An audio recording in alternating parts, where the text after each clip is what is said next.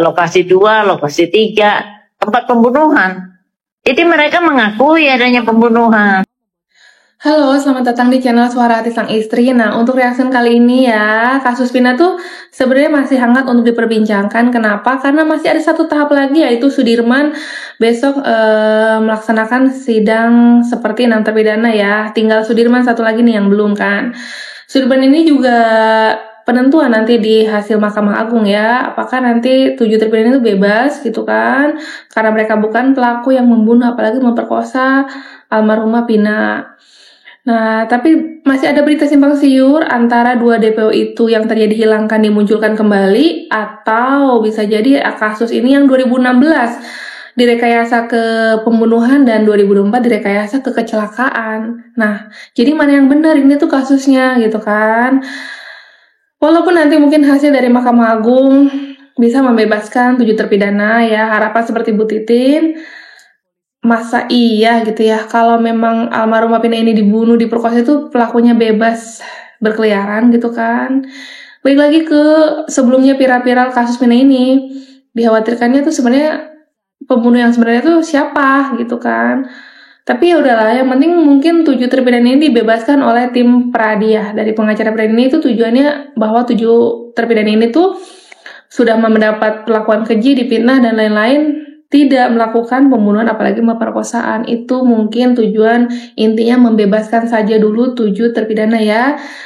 Nah, untuk lebih detailnya kita dengar langsung aja nih suara hati netizen saat ini tuh sama meyakini hal yang ke pelaku sebenarnya masih bebas. Masa iya sih? Dengerin langsung ya, dan jangan lupa komen. Kasus Vina ini asli kasus pembunuhan yang direkayasa jadi kecelakaan tunggal.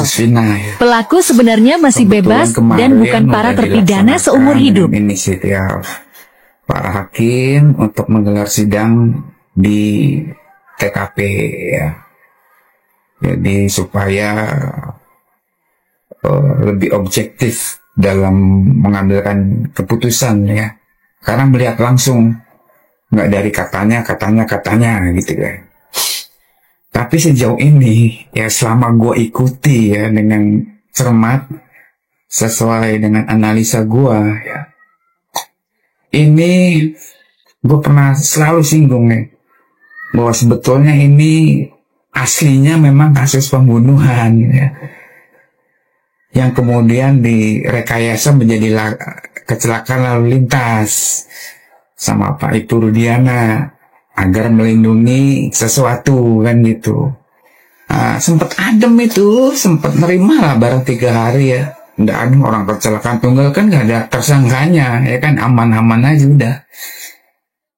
Nah selang 3 hari kan infonya kakaknya Vina keder, motornya kok nggak kayak habis kecelakaan ya.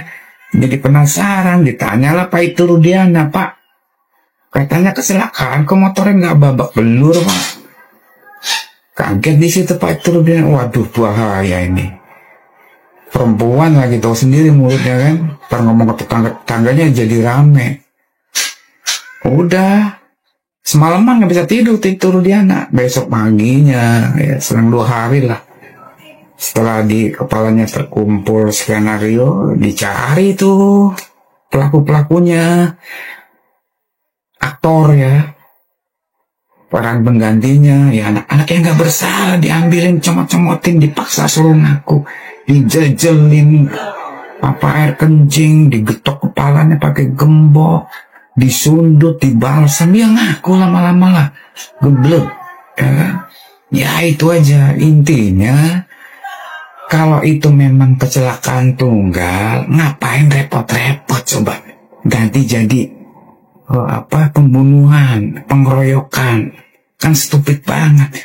Tinggal pertahanin lah kan polisi. Mbak, itu kecelakaan tunggal, anak saya korbannya. Saya kan polisi, saya tahu. Udah ikutin saya, ya udah. Anteng itu. Nah sekarang nih mungkin ada tekanan tertentu ke pihak-pihak ya, agar tetap jadikan laka lantas. Sudah cukup di Ibtu Rudiana aja yang kena dan gerombolannya, di belakangnya nggak kena. Nah Ibtu Rudiana kenapa nggak diusut-usut nih sampai sekarang, nggak ditangkap, nggak diamanin? Karena dia megang sesuatu. bom waktu tuh. Lo colek gua buang nih bom nih, cetek, buar, nggak gitu. Ya intinya apapun lah ya, bodoh amat, yang penting ke-6 terpidana seumur hidup itu dibebasin, ya, terserah mau karena kasus apa yang jelas mereka nggak bersalah, bebasin. Biar deh itu Rudiana yang masuk sama gerombolannya. Sekarang kan pada itu klarifikasi. Kalau klarifikasi datang ke kepolisian, temui terpidana yang berucap seperti itu di pengadilan, ya kan? Tunjukin kalau kamu benar. Ini saya, apakah benar saya? Gitu. Kalau enggak ya udah clear, jangan klarifikasi sendiri. Klarifikasi itu ke penyidik, gitu, ke Kang Deddy lah umpamanya, atau ke Pak Oto.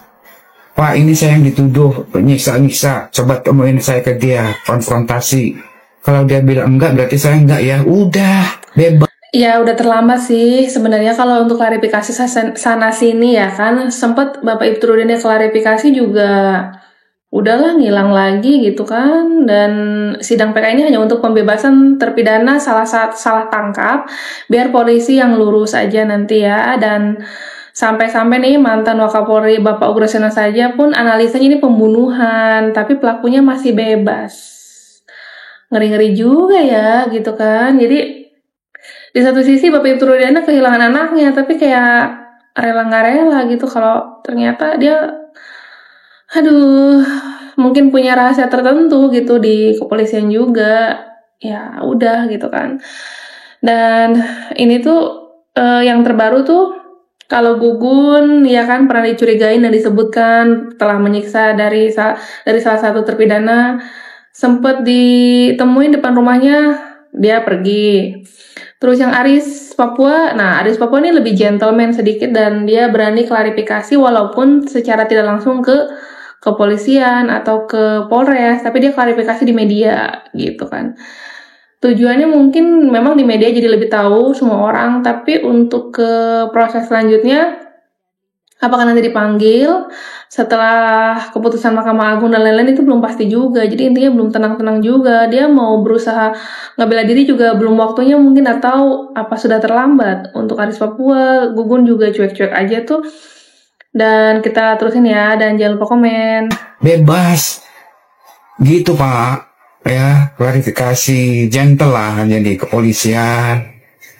Ya. Contoh lain bahwa yang kita perbuat harus kita pertanggungjawabkan, gitu loh.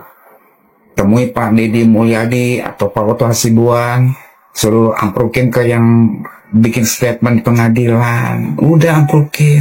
Kalau bersalah akui salah, kalau nggak bersalah kan terang, udah. Ya udah itu aja ya. Mudah-mudahan semuanya Pak Hakim udah terbuka matanya. Mudah-mudahan sih dengan kekuasaan Hakim. Ya mudah-mudahan hakimnya nanti tergerak hatinya. Ini tindakan selanjutnya nanti apakah akan ada lanjutan ya setelah hasil dari Mahkamah Agung untuk 6 terpidana, ditambah nanti besok juga Sudirman masih proses, nanti hakimnya ganti lagi atau enggak ini belum tahu ya, tunggu besok. Dan untuk Aris Papua ini ya kan yang salah satu dituding sama terpidana telah melakukan penyiksaan, memberikan air kencing gitu-gitu. Ya sampai juga ada yang komen nih, Aris Papua itu berbohong, tidak mau mengakui karena takut dalam tekanan masyarakat yang tahu kasus pindah Cirebon. Dan klarifikasi janggal Aris Papua itu pertama, nggak pernah tahu kasus Pina, ya kan? Dan nggak kena Rudiana. Terus Aldi telah memfitnah dan siap disumpah pocong. Di medianya kan seperti itu ya. Tapi kalau 7 terpidana itu mengenal secara langsung, ya udah temuin aja, bukan di media, tapi temuilah gitu kan dari Aris Papua ke 6 terpidana gitu kan. Kan sama-sama di lingkungan polisi, di lingkungan deket Polres kah atau di peradilan bisa kan gitu kan. Kalau di media udah ngomong aja, tapi kalau ditemui langsung mungkin ini kenal apa enggak gitu kan. Apakah salah muka ataukah salah pakai baju, namanya sama kan nggak tahu. Yang mana Aris Papua dan Gugun yang dituduhkan oleh 7 terpidana telah melakukan penyiksaan keji sampai memberikan air kencing dan lain-lain itu ya. Kita dengerin langsung aja nih klarifikasinya dari suara hati netizen satu ini juga ya. Dan jangan lupa komen. Aris sudah muncul ketar-ketir karena dia tujuh terpidana bebas. Iya. Jadi selama ini dia diam, ya kan, bukan dia nggak tahu, dia mengamati keadaan dan situasinya. Dan sekarang memang situasinya sudah berbalik 190 derajat. Yang tadinya ini memang sebuah kasus ya kan versi Rudiana, sekarang sudah berbalik arah ini kan. Ya, ini kan lebih kuat ya kan, kuat ini kasus kecelakaan ya kan. Dengan adanya bukti para saksi ya kan, bukti-bukti percakapan yang saintifik ya kan, percakapan digital antara almarhumah dengan Widi dan Mega kan, itu memperkuat gitu. Jadi dia ya setelah PK ini dikabulkan oleh hakim yang mulia, ya kasus apalagi yang akan dikejar ya, pasti yang dikejar itu kan mereka yang sudah melakukan penganiayaan terhadap para terpidana. Waduh, omongannya benar juga nih, berisi banget ya. Betul sih, ya nanti juga akan terungkap, dan ini adalah kuasa Allah sampai kasus ini setelah 8 tahun gak nyangka bisa viral lagi ya kan. Aris Papua kalau inget-inget hampir sama ya klarifikasinya di media seperti Ibtu Rudiana berani Sumpah Pocong, tapi Ibtu Rudiana waktu ditantang Sumpah Pocong gak hadir. Jadi kan agak diragukan lagi ya untuk Bapak Aris Papua ini.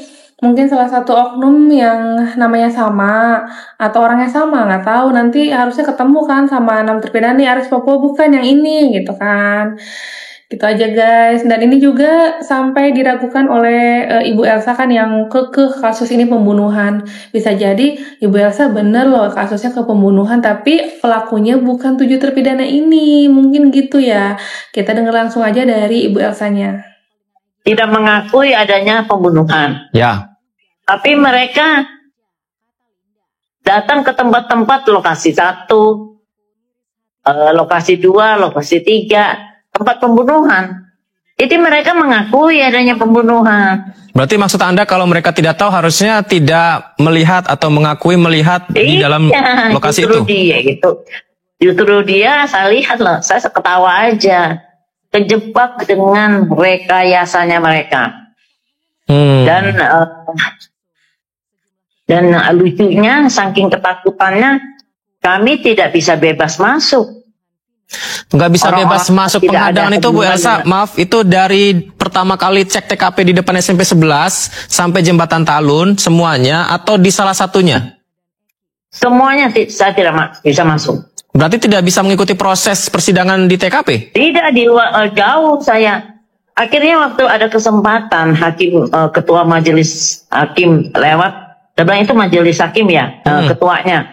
Saya teriakin, saya bilang, Pak Hakim yang terhormat, saya bilang, Anda itu harus membantu korban yang sudah meninggal karena dibunuh. Berikan keadilan, bukan beri keadilan kepada pembunuh.